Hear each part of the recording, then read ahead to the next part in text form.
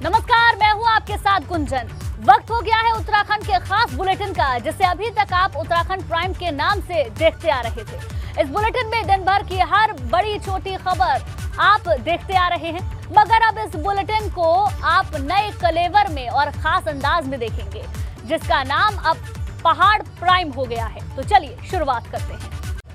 पहाड़ प्राइम की शुरुआत करेंगे बड़ी खबर के साथ। पंजाब के मशहूर सिंगर सिद्धू मूसेवाला की हत्या मामले में देहरादून में 6 संदिग्धों की गिरफ्तारी हुई है। ये संदिग्ध 2 कारों में सवार थे, जिन्हें उत्तराखंड एसटीएफ और पंजाब पुलिस की संयुक्त कार्रवाई के दौरान पकड़ा गया। इन गाड़ियों में मूसेवाला की हत्या से जुड़े कुछ संदिग्ध सवार थे, जिन्हें उत्तराखंड एसटीएफ ने पंजाब पुलिस को सौंप दिया है। बताया जा रहा है कि पंजाब पुलिस के पास खास इनपुट था, जिस वजह से पंजाब पुलिस की टीम पहले ही देहरादून आ चुकी थी। इसी दौरान उत्तराखंड एसटीएफ के साथ मिलकर संदिग्ध गाड़ियों को रोका गया और उसमें सवार 6 लोगों को हिरासत में लिया गया है। तो ये बड़ी खबर आपको बता दें, जहां पंजाबी मशहूर सिंगर सिद्धू मूसेवाला की हत्या के मामले में देहरादून में 6 संदिग्धों की गिरफ्तारी हुई है। पूछताछ उनसे जारी है। ये संदिग्ध 2 कारों में सवार थे, जिन्हें उत्तराखंड एसटीएफ और पंजाब पुलिस की संयुक्त कार्रवाई के दौरान पकड़ा गया है।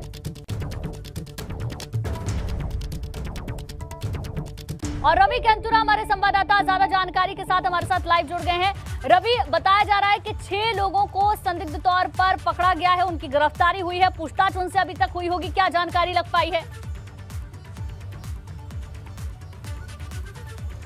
गुंजन, देखिए बड़ी कार्रवाई है, क्योंकि सिद्धू मूसेवाला के लगातार जो हत्यारे हैं और उन तक पंजाब पुलिस को पहुंचने की कोशिश कर रही है। और इसी बीच एक कड़ी ऐसी भी आई कि जब ये जानकारी हुई कि पंजाब की 2 गाड़ियां जो देहरादून में एंटर करने वाली हैं, और इसके बाद पंजाब पुलिस और उन्होंने देहरादून एसटीएफ की मदद ली है, यहाँ की लोकल पुलिस की मदद ली है, जिसके बाद 2 गाड़ियों को पकड़ा गया है। 6 ऐसे संदिग्ध हैं जिनको हिरासत में लिया गया है, और इसके बाद एसटीएफ उत्तराखंड ने अपनी कार्रवाई करते हुए इन सभी को पंजाब पुलिस को सौंप दिया है। किसी एक जगह पर इन सभी 6 संदिग्धों से पूछताछ की जा रही है। अभी तक कोई आधिकारिक तौर पर कोई ऑफिशियल बाइट अभी यहाँ पर किसी भी अधिकारी ने नहीं दी है, क्योंकि ये पंजाब से जुड़ा हुआ मामला है, बड़ा सेंसिटिव मामला है। लेकिन अभी तक जो एसटीएफ के सूत्र बताते हैं कि जो 6 लोग हिरासत में लिए गए हैं, ये कहीं ना कहीं किसी तौर पर जो हत्या हुई है, इस हत्याकांड से जुड़े हुए हैं। ये हत्याकांड में इनका क्या कनेक्शन है, इसको लेकर ही लगातार पूछताछ जारी है, जो कि पंजाब पुलिस कर रही है, क्योंकि पंजाब पुलिस को इन तमाम जो 6 संदिग्ध हैं उनको सुपुर्द कर दिया गया है। तो ये एक लिंक मिला था कि यहाँ पर जो ये लोग हैं ये पहुँचने वाले हैं, और ऐसे में उत्तराखंड एसटीएफ की मदद ली गई है। जो अभी तक एसटीएफ के सूत्र बताते हैं, कुछ ऐसी जानकारियां भी मिली हैं कि जो हत्या में जो गाड़ियां इस्तेमाल की गई हैं, उन गाड़ियों को मुहैया कराने के लिए भी जो लोग संदिग्ध जो इस वक्त हिरासत में हैं, उनकी कुछ मदद रही है हत्यारों के लिए। तो ऐसे में ये क्या पूरा मसला हो सकता है, किस तरीके से इनके तार उनके साथ जुड़े हुए हो सकते हैं, इन तमाम चीज़ों पर इस समय जो है पंजाब पुलिस लगातार कार्रवाई कर रही है, लगातार पूछताछ कर रही है। और यहाँ पर अगर हम बात करें तो पटेल नगर थाना क्षेत्र के अंतर्गत बिल्कुल जो नया लगातार जारी है, और जो 6 संदिग्ध गिरफ्तार हुए हैं उनसे पूछताछ भी की जा रही है। शुक्रिया रवि आपका जानकारी के लिए। अब बात बड़ी खबर की करेंगे, अल्मोड़ा से खबर, जहां अल्पसंख्यक कल्याण मंत्री चंदन रामदास का बयान सामने आया है। शिक्षा विभाग से मान्यता ले प्रदेश के सभी मदरसे, बगैर मान्यता चल रहे मदरसों की रुक सकती है अनुदान राशि। बगैर मान्यता चल रहे मदरसों को सरकार की ओर से बंद किया जा सकता है। बच्चों के भविष्य के साथ खिलवाड़ नहीं होगा। ये बड़ी खबर आपको बता दें, अल्पसंख्यक कल्याण मंत्री चंदन रामदास का बयान सामने आया है, जिसमें उनका कहना है शिक्षा विभाग से मान्यता ले प्रदेश के सभी मदरसे, क्योंकि कई ऐसे मदरसे हैं जो बिना मान्यता के प्रदेश में चल रहे हैं, और ऐसे मदरसों की अनुदान राशि भी रुक सकती है। देखिए, पूरे प्रदेश में 419 मदरसे चल रहे हैं और 192 मदरसों को हम सरकारी सहायता दे रहे हैं। मैंने बीच में विभाग की समीक्षा की है, और विभाग की समीक्षा में ये पाया है कि जिन मदरसों को हम धनराशि दे रहे हैं वो शिक्षा विभाग से मान्यता प्राप्त नहीं है। और यदि कक्षा 5 तक का बच्चा मदरसों में पढ़ेगा और उसका कक्षा 6 में एडमिशन नहीं होगा, तो हम जो कहते हैं कि गरीब को, अनुसूचित जाति को, जनजाति को, पिछड़े वर्ग को, अल्पसंख्यक के बच्चों को अच्छी शिक्षा दें, इस पर मुझे लगता नहीं है कि बिना शिक्षा विभाग के मान्यता के मदरसों की पढ़ाई को आगे लोगों का अच्छा हित हो सकता है। इसलिए मैंने चेतावनी दी है कि जिन मदरसों को हम धनराशि दे रहे हैं वो सबसे पहले वो शिक्षा विभाग से मान्यता कराएं। यदि मान्यता नहीं कराएंगे तो प्रथम चरण में शिक्षा विभाग से मान्यता अगर नहीं कराते हैं तो प्रथम चरण में हम सरकारी जो इमदाद है उसको बंद करेंगे, और आवश्यकता पड़ेगी तो हम मदरसों को भी बंद करने में कोई हिचकेंगे नहीं। ये मैंने साफ बात कही है।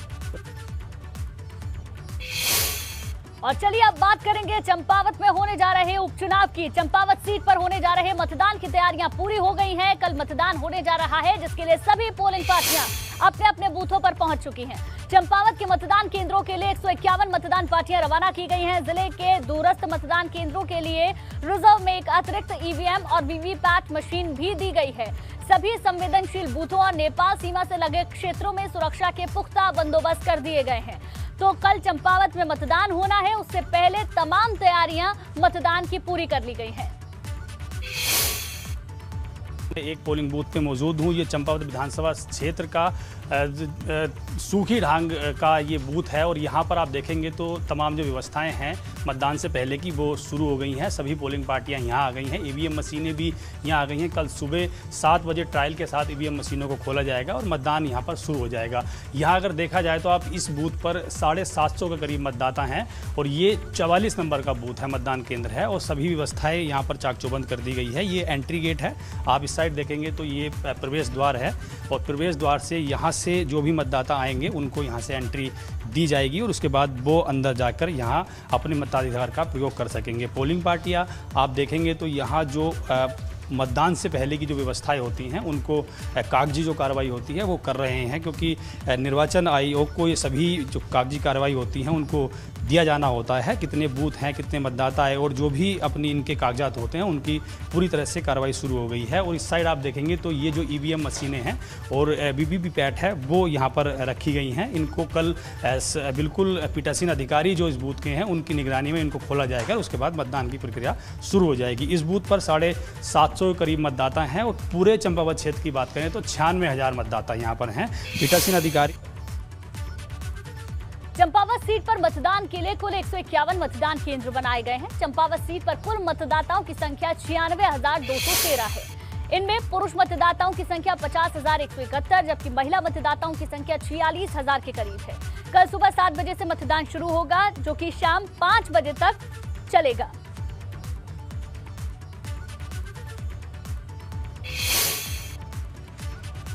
चंपावत सीट पर सीएम पुष्कर सिंह धामी और कांग्रेस की निर्मला गहतोड़ी के बीच टक्कर है। चलिए एक नजर इनके अब तक के सियासी सफर पर डालते हैं।